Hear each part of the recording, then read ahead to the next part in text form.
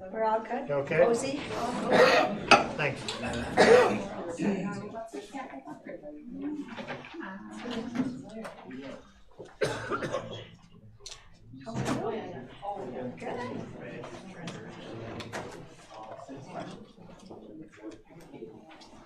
Okay, it's 5:30 and I'll call the meeting to order, please. And please stand for the Pledge of Allegiance. I pledge Allegiance to the flag of the United States of America and to the republic for which it stands, one nation, under God, indivisible, with liberty and justice for all. Thank you.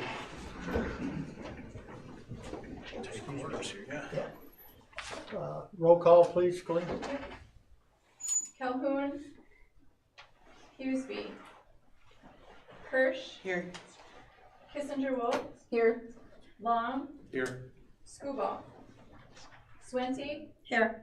Baloo, Here. Zimmerman. Here. We have just enough for a quorum, I believe. Yep. First item then is to adopt the agenda. So I'd entertain a motion to adopt the agenda as presented. Second. Second. Motion is second to adopt the agenda as presented. Any discussion, changes, deletions? Hearing none, all those in favor signify by saying aye. Aye. Opposed? Motion carries. District Administrator's report. Yeah, a couple things tonight. First, I just want to give kudos to Stacy and her crew, her committee for the Veterans Day Assembly. It was, I know a couple of you were there yesterday, but it was great as always, well attended. I think we had a lot of great comments. We had the band and the choir there, so yeah, it was definitely well planned and I think well received. We had the dedication for the Wall of Honor, so that's finally out there. There was a little press on it too, so we got some I think some really good information out there, and we received, I don't know how many, quite a few, almost 40 new referrals for names on the wall since yesterday. So obviously the word got out there a little bit that. So yeah, we're looking forward to that, and that's been something we've received a lot of positive feedback on. I also want to go ahead. I just want to make a comment. Yeah, go ahead.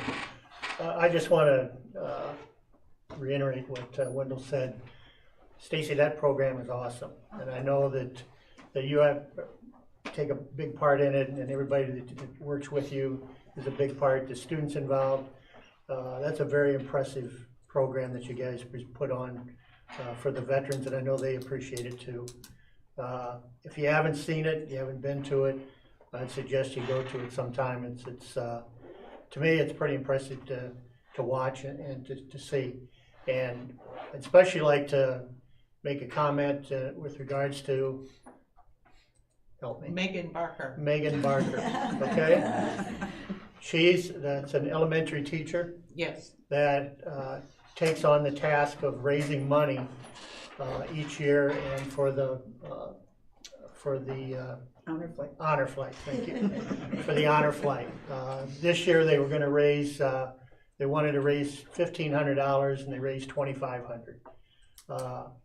But the other part that I thought was pretty interesting was, I think the commander's the one that stated it, that for this area, a third of those veterans that get to go on that honor flight is paid for by the Tomahawk Elementary students.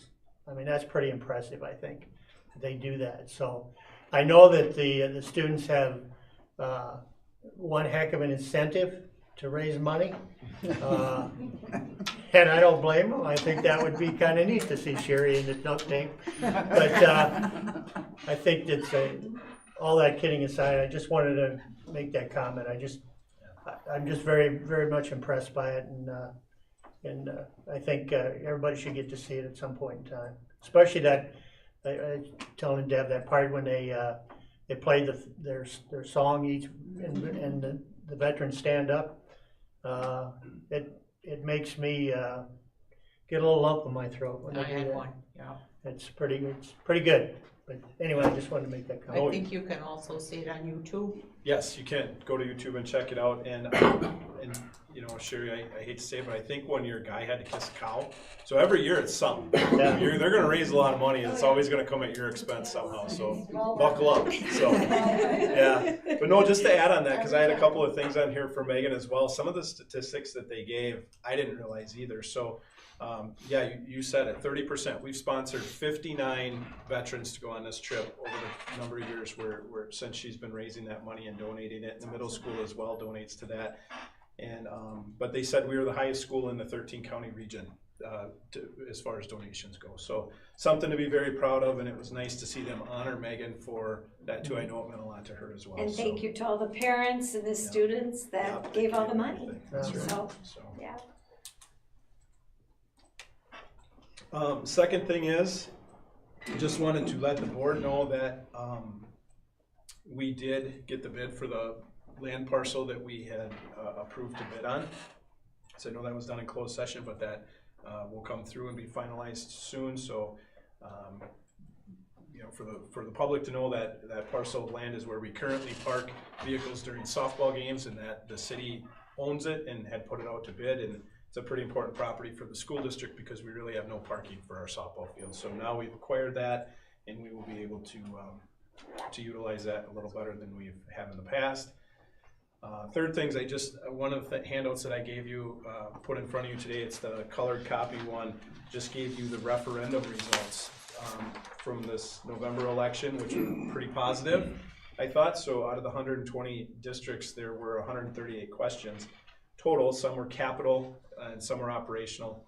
And you can look on that, and it outlines the percentage for those. But the issuing debt portion of that is the capital one, and then you've got non-reoccurring and reoccurring and broke it down. But all in all, 78% of the referendums proposed in the November election passed, which is pretty positive. So, and that was put out by Barry. So that's their numbers. You can, if you have any questions as you look for that, you look through that, please let me know. Just want to give you a little bit of a legislative update, and that's another handout that I put in front of you. So this was, I used this for the legislative committee report at our PAC meeting last week at CISA, just to provide a one-page summary of what the majority of the state education organizations are asking for in terms of the biennial budget and increases to education aid. This is very different than what the DPI is asking for. You might have seen in the news, some of the DPI requests are fairly large, but they think they've got a lot of traction with these points here, and this would dramatically help our district. So just to go through this a little bit, the 60% reimbursement each year, and the key word in that sentence is sum sufficient. So in the past, what they would do is dump a lump sum. They would say 30% for SPED reimbursements, but they would dump a fixed sum in there, and for us it came out, instead of 33%, it was 31%. So there's 29%, depending on how much money you put in there. Sum sufficient would be 60 cents on the dollar, and they're asking for that both years. So when we look at how that would impact our district, we have anywhere from a $900,000 to a 1.2. Sometimes it was projected to be as high as $1.8 million deficit in what we get from the state and what we pull out of our Fund 10 to cover that. So if you figure additional 30% on there, anywhere from $270,000 to almost $600,000 could be added into or kept into our 10 fund, just through that measure alone. So some general flexible funding. So what they're looking for, revenue limit authority increases, and a couple of those other things. But in doing so, they would also ask that there's an increase in equalization aid. And it's always important to note that we saw a big equalization aid increase the last couple of years here. That's not spendable dollars for our district, that's tax relief. So that goes in when we figure our budget, that goes in there, and then that offsets how much we go to our, in that revenue limit worksheet, how much we go to our taxpayers and ask for. So, but an increase, if they increase, the point of that is if they increase the low revenue ceiling up to $12,500, they would also ask that they increase equalization aid so that it doesn't just fall on the taxpayers' back. And then some workforce stabilization grants. We all know how difficult it is to hire quality teachers and retain quality teachers in education, so they're asking for not only some funding, but some initiatives be promoted throughout the state. Simple things, some of them would cost a little more than others, but they were asking for just some help with student teachers so that it's not such a burden for somebody who maybe is going into teaching for the second time around, where they could receive some funding or some aid as they went through their student teaching practicum and things like that. They also asked for $100 each year for the per pupil increase.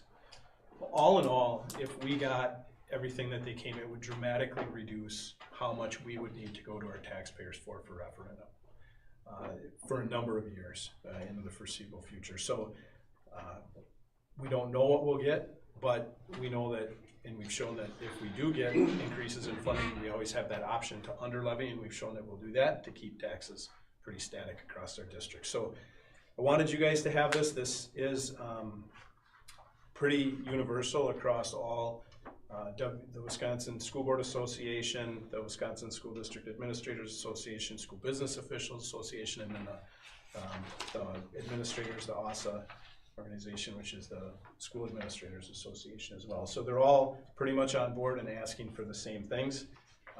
Little different than what the DPI is asking for. Any questions on any of those things as far as the funding goes? So again, if you find yourself in a conversation around what's going on there, hopefully that one page at least gives you some indication of what they're lobbying the state to provide in the next biennial budget. Last thing is we will be doing a little bit of some conversations with some legislators next week with our PAC exec team. So our professional advisory committee through CISA 9, I think there's 5 of us will be heading to Madison to the Capitol to meet with some legislators next week and go over some of these things as well as some other pieces that that we've talked about with our PAC that we would like some more information on, or at least to request that they give some consideration to. So I'll give you an update on how that meeting goes as well. So we'll get back at our next meeting. So. Okay, anything else? That's it. Thank you. Any questions for Wendell? Okay, thank you. Okay, next item is to approve the consent agenda. The listed items, as you see in front of you, most of it is typical meetings, that sort of stuff. Any questions about the consent agenda? Okay, then I entertain a motion to approve the consent agenda as presented. So moved, Krish. Second? I'll second Kissinger Wolf. Okay, motion is second to approve the consent agenda as presented. Any questions, changes, deletions? Okay, hearing none, all those in favor signify by saying aye. Aye. Opposed? Motion carries. Thank you. Okay, staff reports. Before we get to specific ones, any questions for any of the written staff reports from the administration team that we've had? Anything else? Okay, then, Officer Sousa, you're gonna make a presentation? All right, so, you guys put these down here? Yep. As far as, I know I spoke to you guys last in the beginning of September. Things are still going good as far as my involvement. Some minor incidences. Just, I know last time, someone asked about any particular numbers. So far in the first 2 months, I have actually not myself, but some of my coworkers have helped out when I have been absent here. We have sent 3 referrals to social services for them to review and acknowledge if a student needs any further assistance. We have issued 9 citations, and those are addressed in municipal court, and those have been for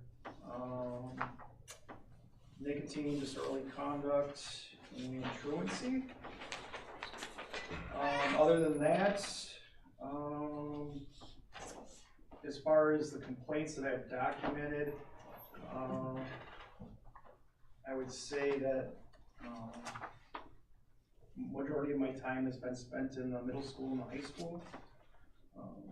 Elementary has been the least where I've been asked for assistance with.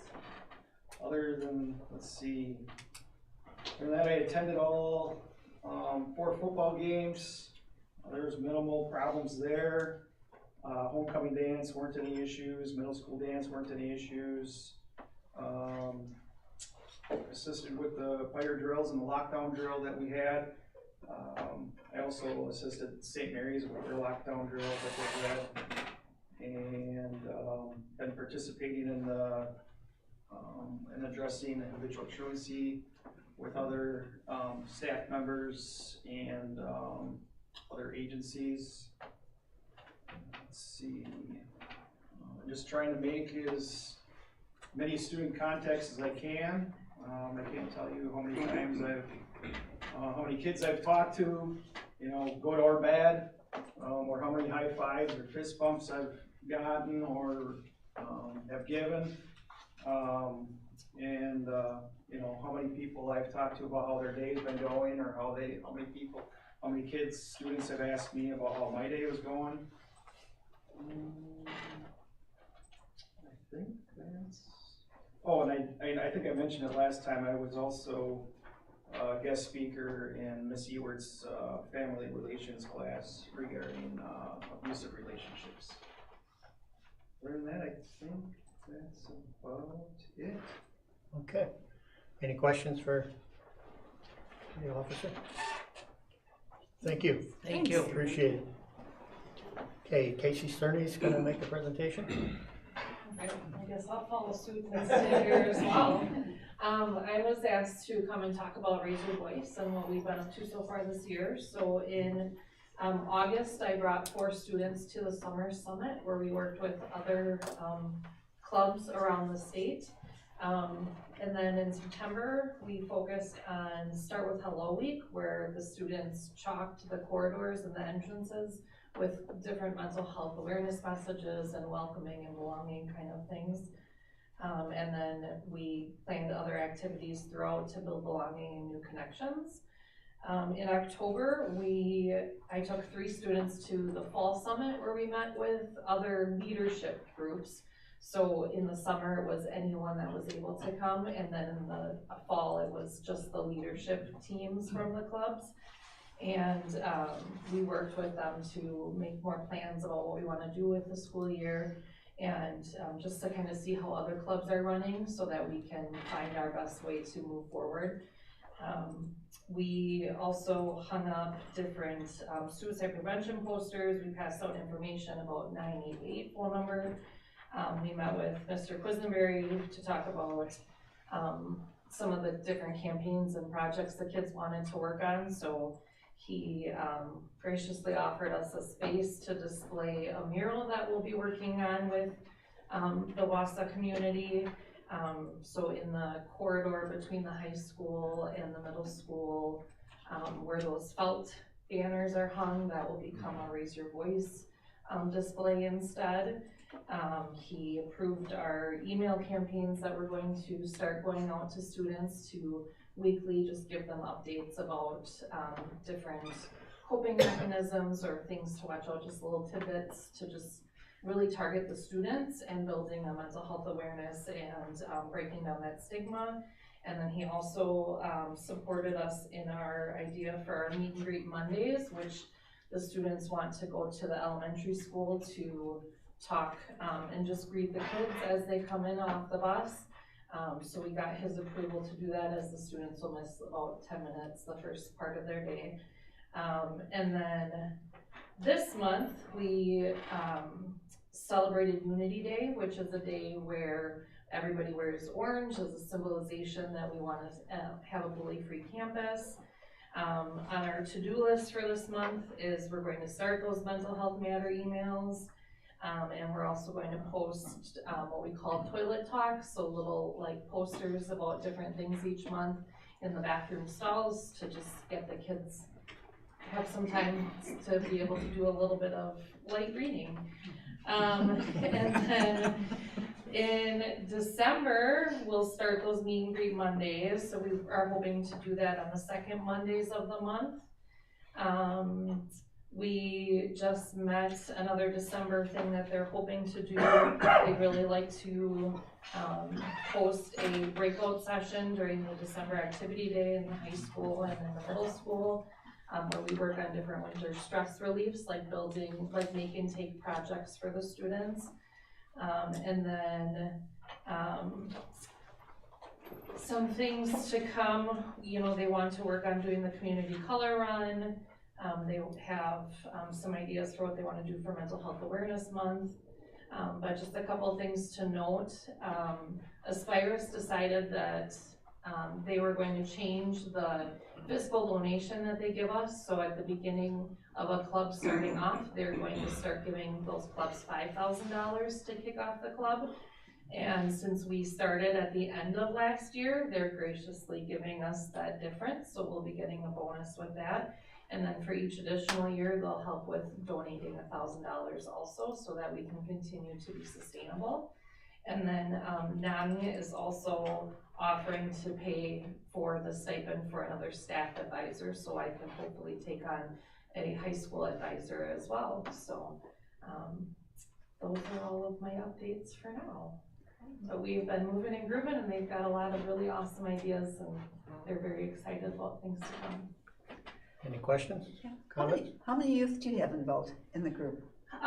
We have 6 leadership members, and then our club has about 50 students that have come to our initial meeting, so. And that's middle school and high school? Middle school and high school, correct. Good. Yeah. Very good. Anything else?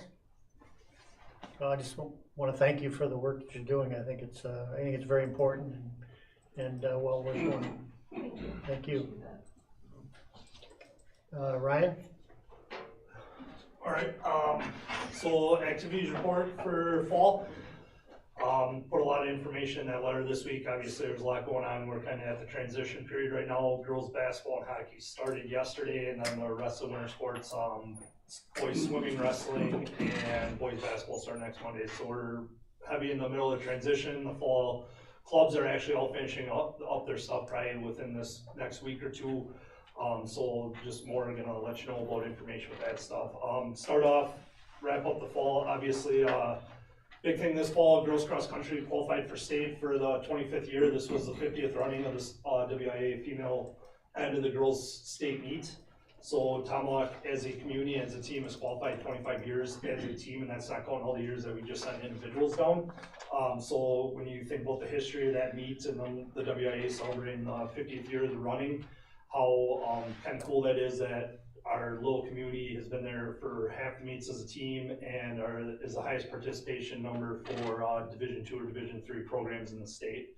I think that speaks volumes to Gordy Erickson, John Zulsdorf, and now Connor Aarons is our coach, and the success that those three have really brought to our program over the years. So the girls went down young team, battled injuries all year. Their number one runner was almost a year with a stress fracture.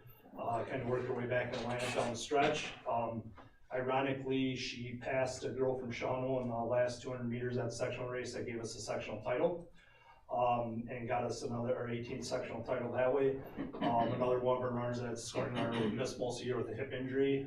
So the positive with that group is all the runners are coming back. We're gaining a really strong runner in the middle school coming up for that program. So kind of one next year, you know, if we look at winter sports, our expectations with the hockey program this year and what they have returning, we can say the same next year for our girls cross country program. It's very deep, very talented pool. There's going to be a lot of competitions, and there very well could be a couple girls that ran at state this year that are going to get replaced by other team members, because that's how strong that program is and that team is right now. So one thing I did forget in the board report in regards to that, Connor Aarons was actually named the GNC Coach of the Year again. I missed it. If you know Connor really well, when I asked him how the conference meet went on Saturday and sectionals and stuff, never once talked about himself. Everything was about the kids. Yep, this kid got this kid this. oh, but this JV runner improved this time by this much. I think it speaks volumes about Connor as a coach in our school and as an individual in our school, that everything that he talks about, it's never once about him or what he's doing, it's always been about the kids. And so I totally missed that one until Coach Scuball and I were talking about something else this weekend, and then I went back, I was like, oh my God, he did, and still has not mentioned it to me, so also kudos to him going back to back as the conference coach of the year on the girls side. Boys program, started off the year a little slow. As the year went on, they improved quite a bit. Very good young core. Coaches are raving about the young group of freshmen they have. They really feel that on the boys side that they can have a chance to compete in a couple years to get state. Obviously, if you followed it, Lakeland won our conference over Rhinelander. Rhinelander came back, clipped them in the sectionals, got to stay as a team for the second time in 4 years. Again, strength of the GNC. So there's a lot of positivity with that group coming up. Hoping those kids put mileage on. We might be back to kind of our golden years across in the early 2000s where our boys and girls teams were going every year to the state meet. And then football this year, competed very well GNC wise. Had a lot of injuries, derailed in key positions. That coaching staff did an outstanding job if you actually understand the game of football and watch what they're doing. Every week we changed our kind of game plan to suit who we're playing and to also cover up what we didn't have. And we're very competitive in the GNC. The JV team went 7-1. The freshman group actually experienced loss for the first time in their careers. We purposely, with our numbers, got rid of the freshman program, had them play JV this year, so they're playing up against sophomores and juniors all year in a bigger school conference to get those guys experience, and they handled it really well. So that's a super strong group we have in 9th grade going into 10th grade next year. Group of kids, 2 freshmen actually started full-time on varsity this year, which shouldn't happen even on our schoolish side, but I think it speaks volumes to that group of kids and their dedication to the weight room. So we're very much in line for a very good year next year in the GNC, even as a small school. I do foresee us competing very well in it, and good things coming with that program too. Then we go to volleyball. Volleyball struggled a little bit this year. Had to replace 8 or 9 seniors that graduated last year. GNC obviously is super tough for volleyball. Very top heavy. We finished 5th out of 7, but what I spoke about in past meetings to everybody with how I look at us being in the GNC is when we dropped our division, we make a run. That's exactly what happened. They dropped down in Division 3, knocked off Sturgeon Bay, went over to Wrightstown, who was also from a very tough conference in the Northeastern. Took them down 3-0 on their home court, and then actually went 5 sets with Oconto, who Oconto in the last 5 years has been a state qualifying program. Bundwell ultimately won our sectional, but good portion of that group, we only had 4 seniors on the team. One of them was lost to the year for injuries, which also affected our GNC placement. So they're returning the bulk of their lineup next year, so as long as the girls put a little time in the weight room and prepare, they're going to be in a good spot. And then lastly, sports-wise, girls swimming, a little bit of a down year, low numbers, a lot of new swimmers that came out for the program this year, and a lot of young swimmers. I sent out the fall surveys to students, and those girls are raving about how positive their experience was on the team this year and how positive the coaching experience was for them. A lot of them are talking about Coach McGee in her first year on it, how in-depth she is with what they're doing, and really spoke volumes about how much they enjoyed their time with her. So I do believe that those girls will come around a little bit. They'll have a little more stability over the off season with coach being around and training and stuff. So we should hopefully see a couple of state qualifiers coming out of that program soon. Then the last stuff to touch on, obviously, our activities. Like I said, everything's filling up. So One Act Play is going back state 9th straight year. They're performing next Friday at 11:30 a.m. at UW Milwaukee. They're going to head out of school a little bit early on Thursday, catch a showcase performance Thursday night at Wauwatosa High School that the state theater program puts on. Stay overnight, get up in the morning, get some breakfast. There's workshops that they attend during the day, and then they also like to catch a couple other schools' performances while they're down there. So they'll head out on Thursday. It's looking like that's all confirmed tomorrow by the state association. So congratulations, Coach Balda, on that. And 9 years straight of those guys qualifying for state. Esports was actually ranked #1 most of the season for what they do. They were actually broadcast twice on the state esports network, live stream their competitions. Unfortunately, I lost last week when I was writing the board report the night before to advance as a team, but they did get Elliot O'Connor through individually for state competition as an individual, so he has that coming up next week. Skills USA goes to Anago this Friday for their competition, the regional competition. Jared Flynn took that program over this year. They actually have more entries in it than years past. They have 16 students going down, or 16 entries in the events going down to Anago Friday to compete, so best of luck to them. And then when you look at our other stuff going on, FBLA, with Connor, they've been working on the venison feed stuff. They got the venison feed next Friday with community. Also, he's been coexisting with Skills USA, also with curriculum in the classroom. The school store is set to open next Monday, and a link with the work those guys have done with getting products out for the school, clothing, things like that. So those two have been busy on top of both coaching cross country together. The FCCLA, they have their blood drive Thursday during the day at school. If you haven't signed up, reach out to LCD Work. And then obviously they're also involved with venison feed downtown. Student council gets school, they hit the ground running, ran a great homecoming. Talked about in other board reports, obviously, cool thing they started this year, they went down and painted Main Street windows. They started with 4, they wanted to start small, see how it was accepted by the community. Main Street loved it. Next year we're gonna have some black spray to paint for the kids, really bring the community and homecoming week and help bridge that gap. And kudos to Nicole Feltus on the work there. So that's a wrap up of fall. Obviously going into the winter, hockey, high expectations this year, good numbers, JV programs, so we have a JV schedule. Hockey has unbelievably tough schedule this year, and we did it that way. We knew what we had coming back.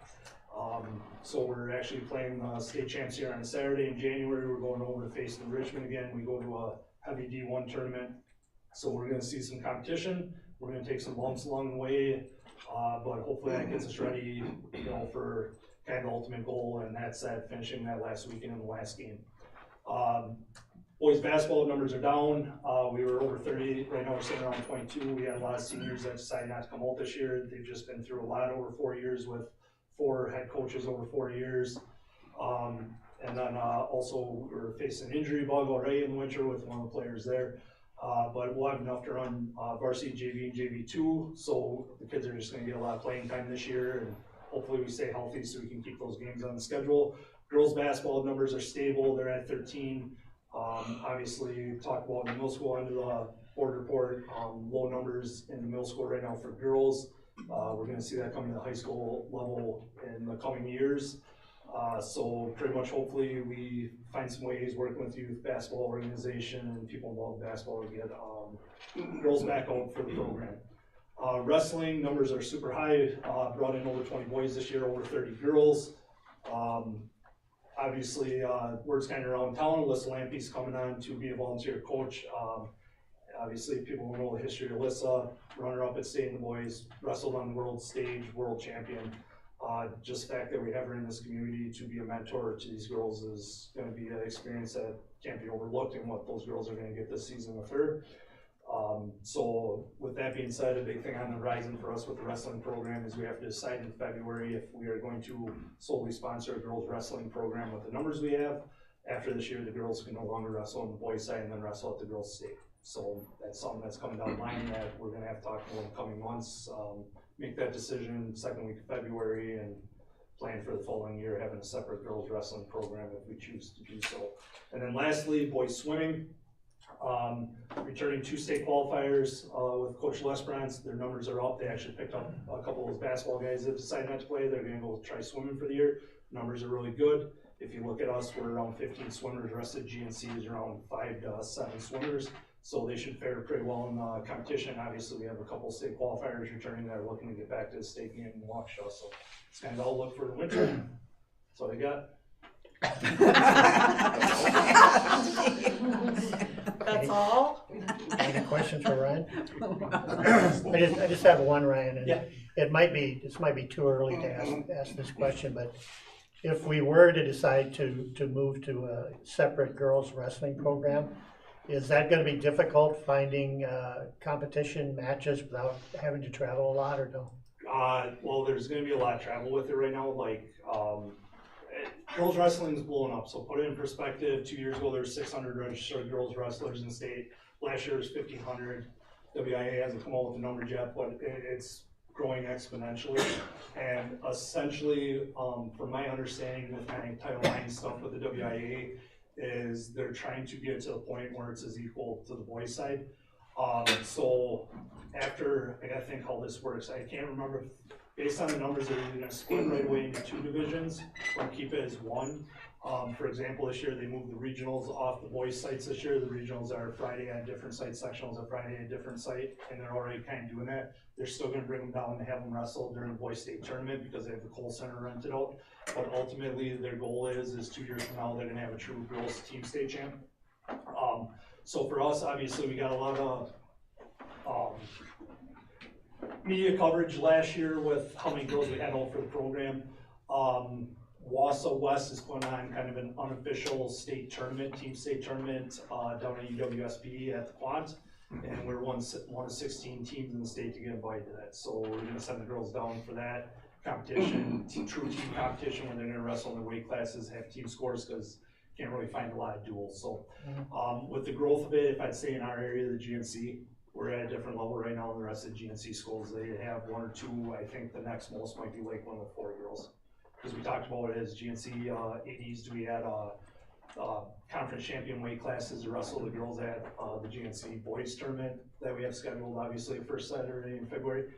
The thing is we could enter more people in certain weight classes and not even have opponents from other schools, so it's kind of put off. There's obviously going to be some growing pains, like, or does GNC combine with Wisconsin Valley for girls, or do we combine with like the Bay Conference and Afton and run a conference tournament so they get some individual recognition that way? So it's a very changing landscape. I think the WIA rolled it out kind of quick, but they're forcing schools to make a decision so they can grow it. Yeah, I just wondered how, with the GNC, just how many programs are working in that direction, or it sounds like it's not that many right now. My guess is a lot of schools are going to co-op, like Wakefield and Rhinelander will probably form a co-op. Anvil will go in with Merrill coming in next year. Medford might join that with it being on 64, but I'm sure that a lot of schools to offer it are going to look at the co-op route and combining with another school to do it, where we're going to be potentially really good numbers and sitting on our own. Okay. Yep. Thank you. All right. Anyone else? Okay, thanks, Ryan. Yep. Okay, item 9, report card changes. Sherry and Mark. Hi. Hi. Are we allowed to breathe when we talk? Or? He deserves that. So at the elementary, we knew we were going to have some issues with CKLA, the adoption of CKLA, and then saw this with the current report card. The teachers came to us not that long ago, a couple weeks ago, kind of in the midst of all the training and everything. We kind of lost sight of it, to be honest. But they came to us and they said, we don't know how to make CKLA fit into the current reporting standards.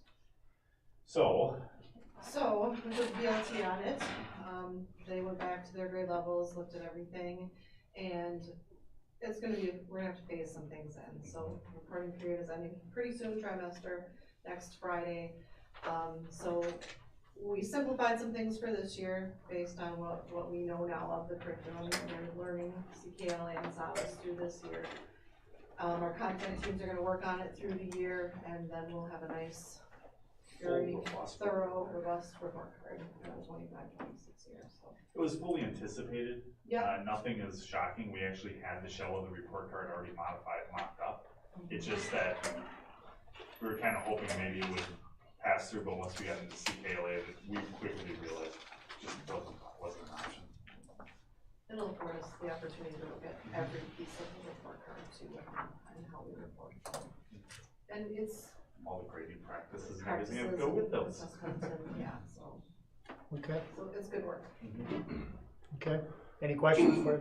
I have one quick question, not so much to report cards, well, sort of, kind of. Feedback on conferences, good attendance?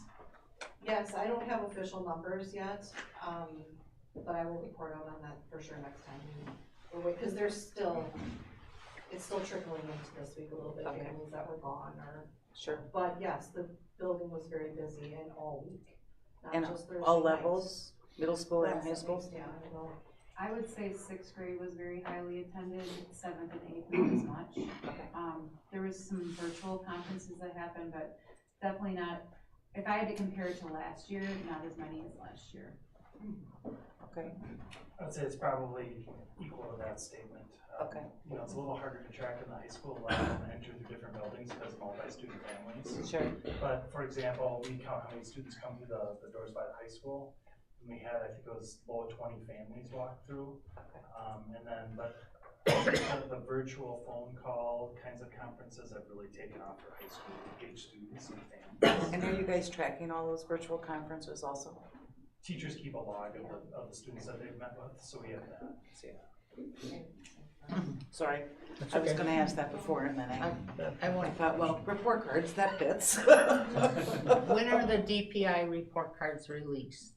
November 19th. That's coming up. I thought it was going to be. And so what you're talking, the changes you need That's to. the local report card that gets sent home to parents. Okay, at the grade totally grade. separate Totally thing, separate because I thing. thought they kind of changed their format too, or The no? format's very similar for the report cards. Okay. They changed the scale, which is drastically different. Okay, That's taken some time to just kind of figure out as Mhm. much as anything else. And to be honest with you, it's going to be a rolling process because the changes for this year will affect next year. okay. Okay, thank you. Any other questions, comments? Okay, thank you. Finance report, Wendell? Yeah, so the finance report was presented in detail to the Finance and Operations Committee last week. We passed along, so I'll hit on some of the high points here. Good news is we're in good financial standing, right where we should be at this point in the year. In fact, we're a little ahead of last year, but that's primarily due to closing out of a lot of the ESSER grant monies that were coming through. So Sandy did a really good job of making sure we squeezed just about every cent out of every grant dollar we got. So we did pretty well with that money. You can see if I just work on down the list, you have Fund 21, again, that's our athletic, primarily our athletic fundraising, and the student accounts. We generated $84,818.65, which is slightly, I believe, slightly higher than what our expenses were, slightly lower. So, which is typically the case, but that carries a fund balance, so there's not a negative balance there by any means. Fund 27 with revenues, which is Special Education Fund. You see the Medicaid reimbursements that came in there. We had Fund 46, which is just under 40s here. You see the amount of money we raised in interest this quarter. So the quarterly interest rate was 5.23%, I believe, for the quarter as a whole. Yeah, 5.23. So with the money that was in that account, we generated $38,139.72 in interest. Fund 50, student meals paid. Fund 80 generated $5,894, primarily through athletic fees, middle school athletic fees, and community education fund. So all in all, quarter one revenues were $1,215,536.23. So slightly, quite a bit higher than where we were a year ago at this time. Switching over to expenditures, a lot of, we look at Fund 10 in general. So the expenses total $2,956,399.34. 53% of that is salary and benefits. So a good portion of that. Gas and electric, you can see there what was spent, and some insurance, some notable amounts on insurance as well. Fund 21, so what was spent out of that? So we brought in $84,000, and going out, which primarily is our athletic teams spending money on themselves, right, or clubs and that sort of thing. So $87,383.92, and then you got your special education fund. Expenses were just under $230,000. That's 90% salaries and benefits. There were no expenses coming out of 40. That will change. We have a few things that are coming in that will be funded out of that. And then out of Fund 80, we had $40,438. That's 89% of that is salary and benefits as well. So we got a couple of positions there, and then lifeguards and coaches and middle school coaches, etc. So total expenditures $3,367,503.32, around 15% of where we, the projected, and 17, we're just under the 17% that we were last year. So all in all, we're in good shape, and in the back part of that is our Fund 46 approved list. You can see many of these projects, these are primarily the completed projects. Some of them are set to be completed coming up, but you can see that this will be a highlight of some of our referendum information as well. But a lot of the projects that we set out in 3 years' time that we talked about making sure that we make priorities have already been crossed off the list and completed. So Arlen's been doing a phenomenal job upgrading and taking care of a lot of what we call deferred maintenance in the past that have been overlooked, getting caught up on those things. How do you think it's worthwhile to discuss the roof and the insurance situation, how that's gonna kind of affect our? Yeah, coming up, spending? and we will look at that. So our insurance companies have made a change, primarily due to what we're seeing with weather across the Midwest. What used to be a 30-year roof, now they only insure for 15 years.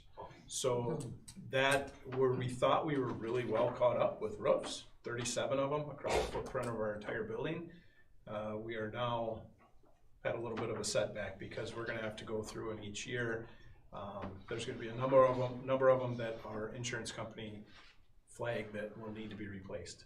And so that's gonna be a challenge, and Arlen's navigating through and working with some other folks too to figure out, is it really worth buying a quality 30-year roof anymore if they're only gonna, or do we go with a cheaper 15-year warranty roof instead of a 30-year something in the middle? So we'll see. We still like to have quality roofs because the stuff underneath the roofs is pretty valuable, but at the same time, we got to look at what our insurance companies, what the replacement costs are going to be, and project that out a little bit. So Arlen and I are currently working on pulling together a little bit more of a 5, 10-year, 15, 20-year outlook, projected outlook on the projects that we see are going to be coming our way. Some of them, we already have that in a prioritized list, but adding to it because there's a number of things like upgrades to our auditorium where we know the sound system and the lighting system, within 10 years time, we're gonna have a hard time getting parts for things when they break.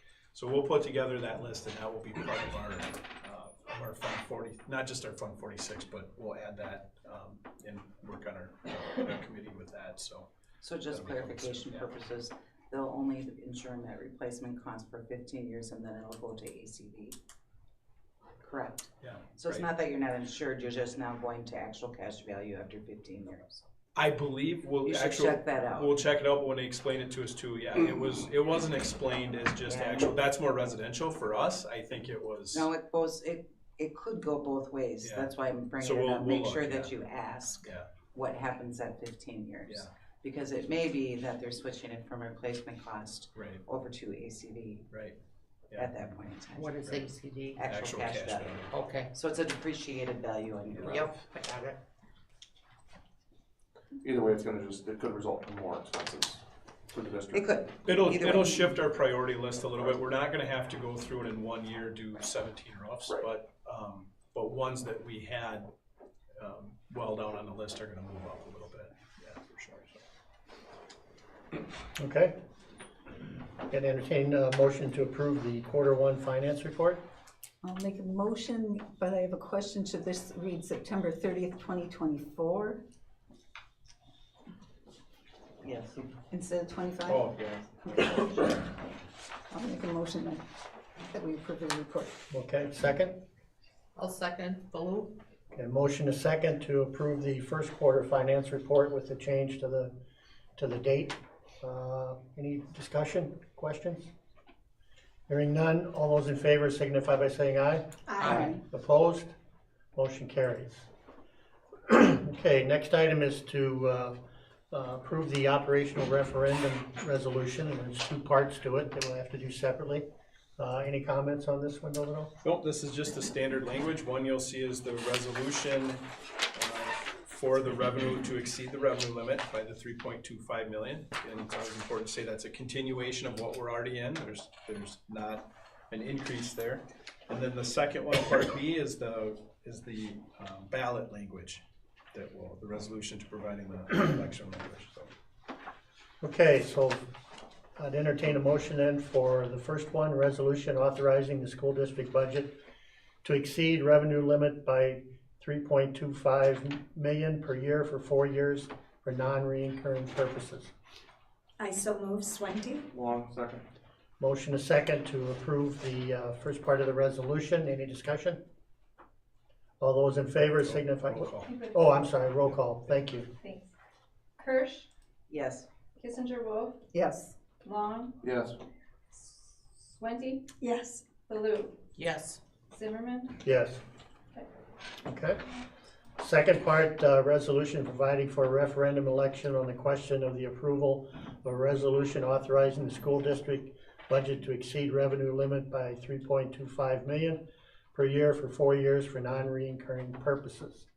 Entertain that motion. Long, so move. Second. Swente? Motion is second. Any discussion? Roll call, please, Colleen. Kirsch, Yes.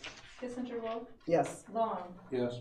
Swente, Yes. Baloo, Yes. Zimmerman. Yes. Motion's approved. Okay, next one is to approve the revisions to the following policies. One note is 10N, the very last one. That one we'll take out for now. There's some changes going to be made yet, I guess. So we'll be not be acting on that one as a group. Other than that, any comments on any of these policies? Okay, you're. Probably the one with the electoral process, we did add in there the information with the reapportionment. The subcommittee, the ad hoc committee looked at that, so there is new stuff in there. So it goes along with the change that we approved. All these are revisions, and there were a couple that were dropped. There's more to come. There's a lot more to come. Many. This is just one, and yeah, we've got a January update coming, but no, basically. Is there it was an all- actual book with all of these in it other than on the computer? Just a computer. Yeah. Go ask her, Paul. There. The art committee meetings last a heck of a lot longer than your meetings. I mean, we might be. I gotta see the book. It's All gotta the be this changes, we high. would be updating that binder constantly. So they're taking out class rank. You know, class rank was removed. I just put class rank I was just wanna see how removed. big it A couple is. of things we want to put in there just with, to clean up the tiebreaker process. Okay. And just to add Okay, so we'll language add back, that to so, that. yeah. No, we have, we're halfway through some, and then there were some more added. Just a heads up, we have a couple Okay. more, we divided it up equally. Okay. I'd entertain a motion to approve the resolutions to the policies that are listed, except for the last one. I so move. Swente? Thank you. Second. Second, Baloo? Motion is second to approve the policies as presented, except for the last one. Any discussion? Hearing none, all those in favor signify by saying aye. Aye. Opposed, motion carries. Thank you. Item 13, new teacher mentor pay structure. Who's gonna take that? So, yeah, Mark can outline this, but I'll tee him up here a little bit. So, we've been looking at the effectiveness of our mentor model, because we know it's an important piece, especially when you talk about retention of your new teachers and making sure they're prepared and feel supported in the classroom. And we did have higher than normal turnover this year, and we will also experience that probably in the coming couple of years with higher number of retirements, knowing that we have that age bubble, that possibility. So having enough experienced mentors to mentor the incoming staff it gets a little bit more challenging each year. So Mark came up with a pretty good and creative way as he oversees our mentor program, where we thought, and I'll turn it over to you before I get out in front of myself and say half the things you want to say. But Mark's got a great proposal here. I'll let him present it. So basically what it is right now we had 17 new teachers 2 years ago, last year, 21 new teachers this year. At that pace, we don't have enough staff with 3 or more years of experience, and we really want our best teachers to be the mentors. We want to make sure that they are getting mentored by the right person. Further, we want to be able to use these mentors in a slightly different capacity. So every month we have a mentor-mentee meeting.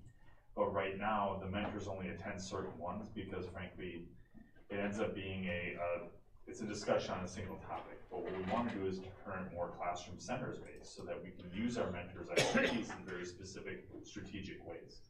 So we actually want to reduce the number of mentors, partly due out of requirement, because we don't have enough with 3 or more years of experience. But we want to enhance their ability as mentors to be more instructional pieces and really have the time to drill in and dig in with these teachers. And for that, it just causes a restructuring of the pay scale, because right now in the handbook, it's listed a specific way because a teacher typically has a mentee. Well, in this situation, an individual teacher could have up to 4 mentees. So we have to change the structuring of the pay scale in the handbook to match that need. Yeah. If that makes sense. It gives us an opportunity to reward the teachers who are stepping up to be mentors. And not in all cases. It's not if you're a 3rd-year teacher, we would give you 4 mentees. You would sort of work your way into being able to do that, but it certainly makes it more advantageous economically for them to participate in We it have as a well. couple of mentors who are very experienced as mentors, and they've even, the first place we went with this idea was to the mentors. You know, is it possible? What do you guys think of this proposal? Is this gonna work? And I mean, it was a really good, lively discussion that we had with them. And they're all like, I could take 4, I could take 6. It wouldn't affect really what I'm doing right now, other than I have to make sure I find time to communicate. And it'll be on us to make sure we structure it in a manner. We won't have an elementary teacher working with a high school mentor. We'll have a mentor in each building. It just may not be in their PLC. And I think it's important to know, even when you break down the pay scale, the overall cost wouldn't change really dramatically. It'd be very similar to what we're already doing, just a different structure to do it. So. Okay. Anything else? Any questions? Okay, then I'd entertain a motion to approve the new teacher mentor pay structure. So moved, Kirsch. Second? I'll second Kissinger Wolf. Okay, motion is second to approve the new teacher mentor pay structure. Any discussion? Hearing none, all those in favor signify by saying aye. Aye. Opposed? Motion carries. Thank you. Approve the addition of an English language learner instructor. So here again, we monitoring our numbers and looking at where we're at. Mark walked into the district as new to his position, new curriculum director a year ago, and I think we had 7, 8. Well, 8 was high for us. Yes. You know, which is higher than we normally had. So it was never an area that we had to really, I don't want to say worry about, but we really had to dedicate resources to in the past and that sort of thing. And we've seen those numbers grow. 8 last year, we're up to 21 as of right now, I believe, where we're at. So it's at a point now where we have a significant number of students that we need to be able to support. And coming up with a plan to do that and not having the resources internally currently to support that and continue with the other areas that we have, we're requesting the opportunity to hire a position anywhere from a 0.5 to a full-time position, depending on where the needs are at. Now that could be a licensed professional teacher, or we could get that done with a paraprofessional as well. So we would be looking at, you know, obviously trying to get the most qualified person that we could, but those are tough positions to hire sometimes. So, and I provided some information and also some resources within your board packet for you to look through and try to gain a little more perspective on the importance of EL in not just our district, but across the state. So. And it's my understanding too, Wendell, that this is a requirement of the state that we provide this learning. Is that correct or no? Yeah, and it's not, the state doesn't come in and provide and say, if you have this many kids, you have to provide an instructor. But what happens is we're at the point where we've got, you know, working in collaboration with CISA and other areas and talking about where we're at. The number of kids that we have, the state would come in and flag that if we're not making every effort to support them. Yeah, so. Okay. Can I ask, with this position, we have 21 students currently. Let's say next year we have half that. Right. What happens to the position?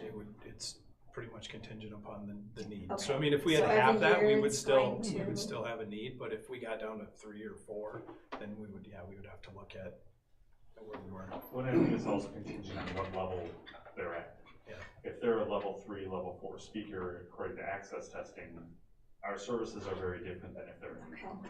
And our issue right now is our newcomers. We just have a significant number of newcomers that all the principals are dealing with, to be honest, at so many of the grade levels.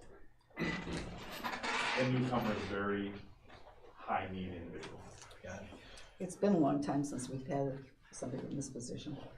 We had one back quite a while ago. Yep, and if, for example, that's why we say it's not this cookie cutter position that we can offer right now. If we could hire a paraprofessional who could also do this and our numbers drop, chances are we have enough turnover within our paraprofessionals that we could find a 0.5 here and a 0.5 there and make it and continue the position. So, I don't want to convey it that it's completely contingent upon numbers. There's probably other areas through attrition that we can bolster this position too and keep it, so. So are you thinking of a 1-year contract or? They're all 1-year contracts. Right, okay, so you might have to modify that. Yep. And the salary would depend on what level of, like if you got a certified teacher versus a paraprofessional. Correct. Okay. Yep. And we would bring that for final approval when we had a candidate that would come on board for that approval. Yep. Okay. Any other questions? Okay, then entertain a motion to approve the addition of an English language learner instructor. So move. Swinty? I'll Second? I'll second, Kissinger Wolf.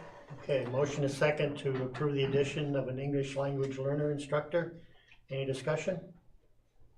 Hearing none, all those in favor signify by saying aye. Aye. Opposed? Motion carries.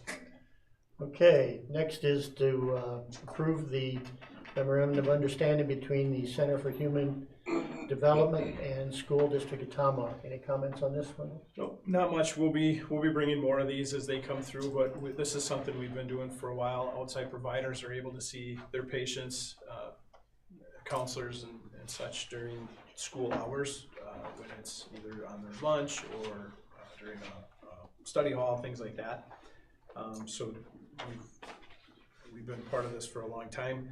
What we'll do is we'll bring and we've had MOUs with other providers, we just haven't always brought them to the board. So moving forward, as we get new MOUs, we'll bring them in and have the board be aware of them and approve them, since they are a contract. Okay. Any questions or comments? Where is this based out of, the Center for Human Development? Is this county, is this, where are they from? Is this a local? Offhand, I'm not. I couldn't find any type of address or anything on there unless I just missed it. I guess I'm not familiar with it. Isn't it it's a state service, but it's provided like the region, on a regional basis? I was just curious, the connection where they're located, because we used to have. They used to be right here. I don't know if they still. Yeah. And these are all one-on-one services, and none of this is group anything, right? I can get that for you. Okay, in I was just just second. curious, wasn't sure, I mean, here's something else, Board of Health next week. Kohler Behavior Health Clinic, K-O-L-L-E-R. So the Rhinelander, where'd you find that? It's on one of the last 2 pages. Oh, I missed it. So it must be Rhinelander? So Rhinelander, yeah. Is that a Rhinelander? It's out of Rhinelander. Any other questions? Okay, then I'd entertain a motion to approve the memorandum of understanding between the Center for Human Development and the School District of Tomahawk. So moved. Second? Second, Baloo? Okay, motion is second. Any discussion? Hearing none. All those in favor signify by saying aye. Aye. Opposed? Motion carries. Okay, next is public comment. Any public comment this evening? Yeah, Sherry. Or Susie, I'm sorry. I don't know why I said that. I know why you said. Do I just you? want to do everything you said about the veteran ceremony, and as a community member and the wife of a veteran, it's very touching every year. And I really hope that the 7th graders that are, I think it's all the seventh grade that goes to that, really benefits from that, is engaged, and it really gives them, opens their eyes on what goes on with that. I just appreciate everything, like what you said. I did want to do a quick shout out to some of our music students though. This weekend is kind of an unknown thing, a lot of people don't know about these things, but you don't hear about that on the radio, but that All Conference Band and Choir had their event, and it was in Medford on Saturday. We had 8 choir students and 2 band students there that got an incredible day, professors from UW, Whitewater and Point, and a great performance at the end of the day. I hope we can get more band students next year, but it was a great opportunity for each of them, so. Good. I was really proud to be there and see them and what they got to do, so. Okay, appreciate that. Thank you, Sue. Anyone else? Okay, next item is board referrals. Any board referrals this evening? I think you should come to some policy meeting. Me? You don't want me there. I just want to, once again, after looking at the consent agenda, all the donations from the community, private individuals, it's amazing. I'm just proud to be in this community with such generous people. I think it's probably worth at least mentioning, just making sure the public knows and understands that with that policy for the new election changes, that goes into effect for this election cycle. So any candidates interested in running this time, which seats are available again? Colleen? It's. Sorry to put you on the spot. It's okay. The city's One of the cities. City. Yep, it's one for the city, one for the new, District area, yeah, which is the combined Nokomis and Harrison, King, and then one for Bradley. Bradley and the other, yep. Bradley, Scanawan, Town of Birch, Town of Townwood.